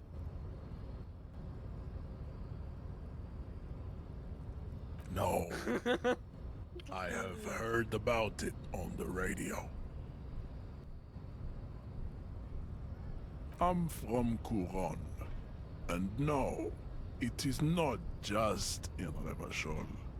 The city is central to the Simony strategy. Spreading through its trade networks, our culture will dominate the world. You have heard enough about our phylogenetic secrets for today.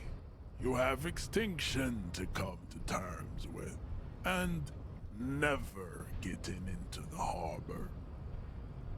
I think this racist is better than the last, but the next racist will be the really good one. That will be the... He will grant us 3 wishes. Your pedomorphic friend has quick wits. A protruding occiput and an indented zygomatic bone. The lieutenant does not flinch. You should keep him close. The congenital defect of farsightedness does not render him a complete invalid. He still has the use of his mind. We still need to get into the harbor. There's an interview to conduct. There must be another I can't way. wait for the next racist to give you 3 wishes. Hey. Psst. Yes, you. Word on the street is you're ready to start building communism again. Yes, you're ready to start building communism again. You've built it before. They've built it before. Hasn't really worked out yet. But neither has love. Should we just stop building love? Too good. We need tender men like you building gargantuan communism. Word on the street is it's going to be 10,000 times larger than any communism previously attempted by human beings. Is that right? You keep saying things like, down with the bourgeoisie, Eat the rich, sodomize the landowners, impale all people who have more than 25 real in their pocket, literally murder all human beings regardless of their political beliefs. That kind of stuff. Oh yes, the mask of ambivalence. Don't deny it. You're about to rip it off and reveal the monstrous seven-eyed lamb of global communism that would devour and masticate mankind. Everyone can see that. So tell me, do you have any questions before we fire up the big communism builder? Or do we get right down to it? Failure. It's about failure. Yes, abject failure. Total, irreversible defeat on all fronts. Absolutely vanquished, beaten, curb-stomped and pissed on. Until you came along. You will reverse the fortune of the workers of the world. Someone's gotta do it. You alone, Well, against someone's gotta every do it. living thing, against every human alive. 800 trillion real in the hands of an impossibly well-organized ruling class. Towering city blocks of bankmen who have the ears of prime ministers. Million-headed armies of nations and the love of your own mother. You against the atom, the charm and the spin, where the whole world failed. Matter failed to bend to human will. Human will failed to get out of bed and tie its laces. You alone, single-handedly, will rebuild the dreams of the working class. You are the last communist. Now get to work, comrade.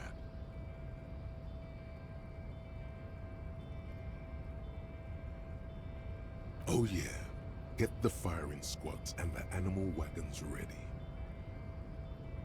Too late to back out now. You can't make an omelette without breaking a few million eggs.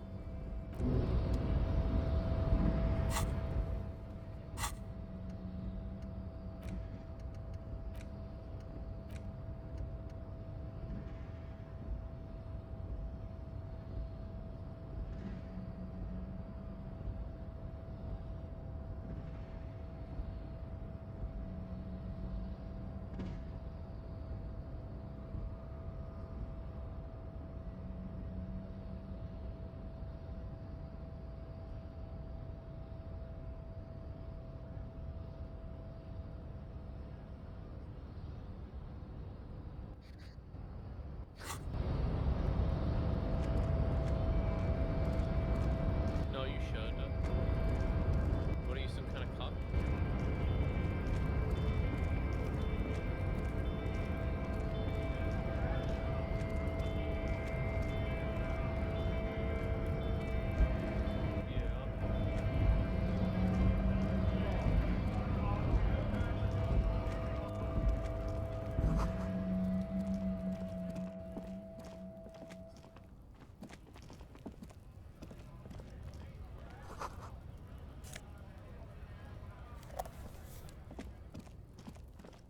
Yum yum yum crap.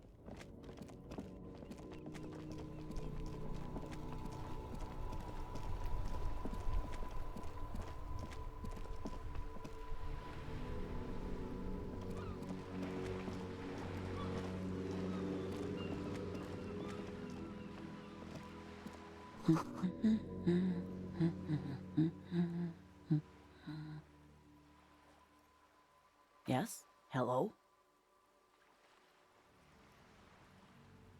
Me?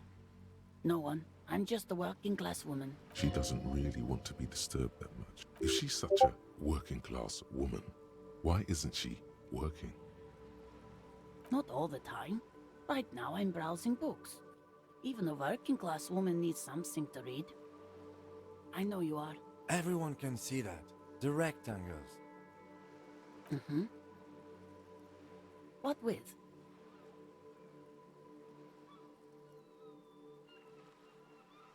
Her hands move over the book covers.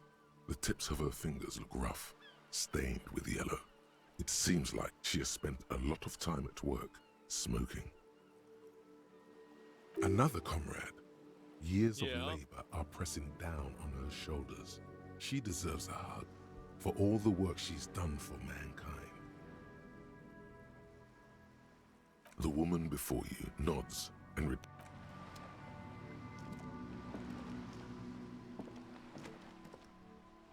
Every snowflake And is like a people little can gift see your from the Discord when sky. you alt tab.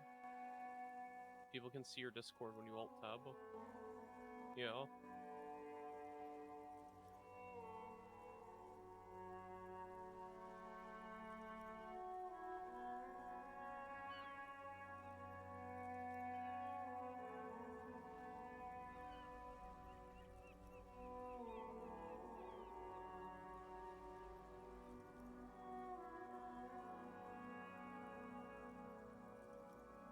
Oh, that's Auntie Billy. She's nice if a bit distressed. I think she is a bad husband. Not very nice or helpful. Oh, that's Auntie... No, sir. She's a working woman who can't... I think she is a bad husband. Not very... Crime fiction is about murders or burglaries or things like that. And the work of a policeman or a private detective who's trying to solve a crime and catch the criminals. It's exciting to people, I guess. They get to imagine dangerous things, and it's kind of like a puzzle, where you can guess who the criminal is, or how the good guys are going to catch him. You don't look much like a policeman. Didn't mean to offend, sir. Sorry, sir. It's just that you don't look like Dick Mullen.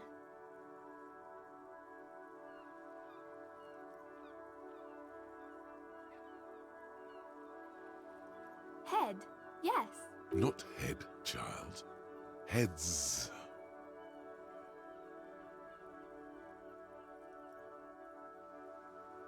Isn't that very dangerous? Unlike you, sir.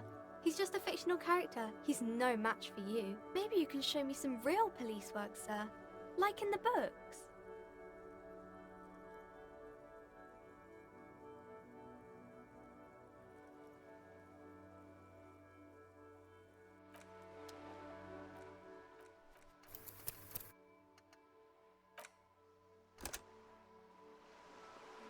Every snowflake is like a little gift from the sky. The girl keeps her hands folded, hidden. Why is that? What do you mean, sir?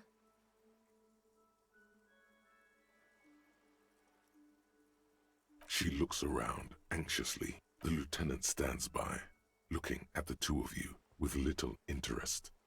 She brings out her reddened hands, her nails frayed, nearly chewed down to the flesh. And you knew this from me keeping my hands folded? Well, that proves nothing. Anyone could do an easy deduction like that.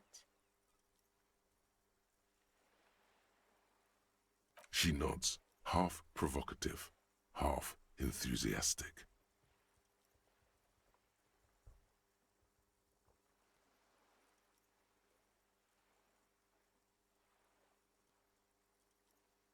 Maybe so, sir. Okay, I know it's a bad habit, and I shouldn't. It was okay, sir. There's more that can be achieved here. Ask her to do the same. You're quite sober. The lieutenant does not flinch at the comment. He does not flinch even a single bit. He is intensely not flinching. It takes effort.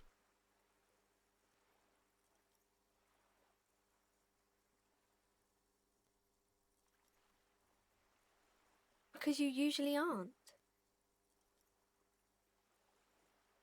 I'm sorry, sir. I hope things get better soon. There she stands, swaying on her feet, assaulted by the early spring breeze. She smiles at you. The whole situation suddenly feels familiar. Somehow, there's something you're missing.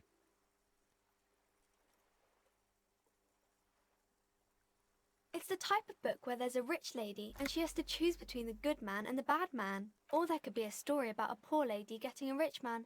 It's about man and lady business, sir.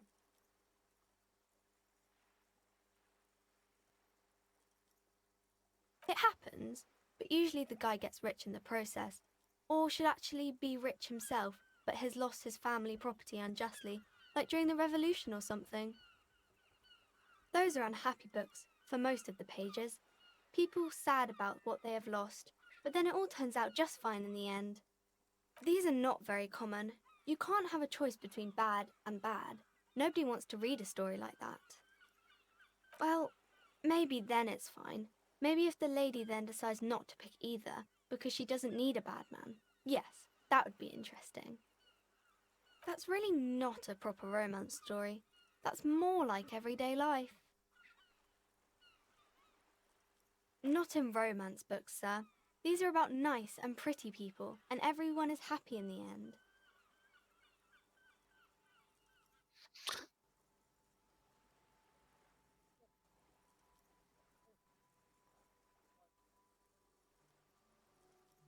I haven't read many of those. Maybe you should ask Mum. I'm sure she can help out. Maybe some about other books?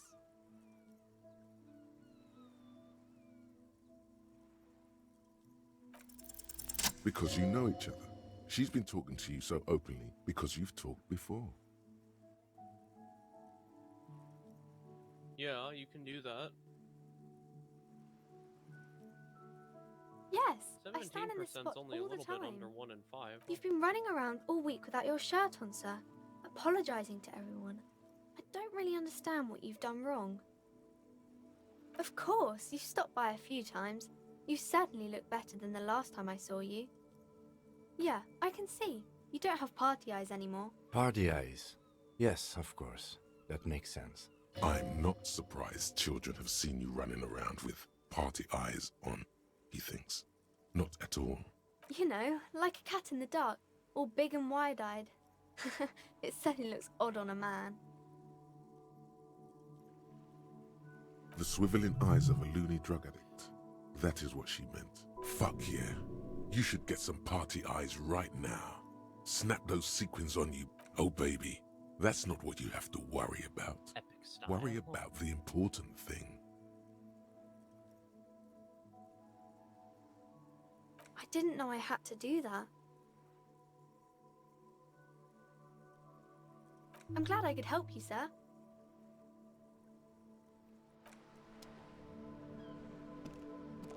Yeah, her mother's a bitch.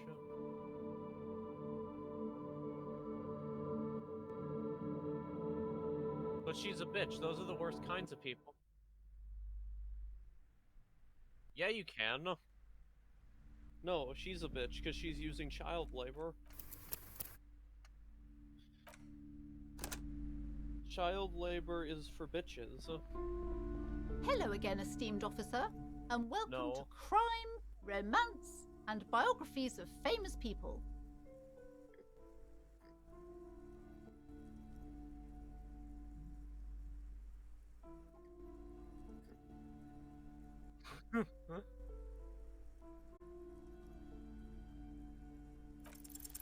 Slither up to her, you silver.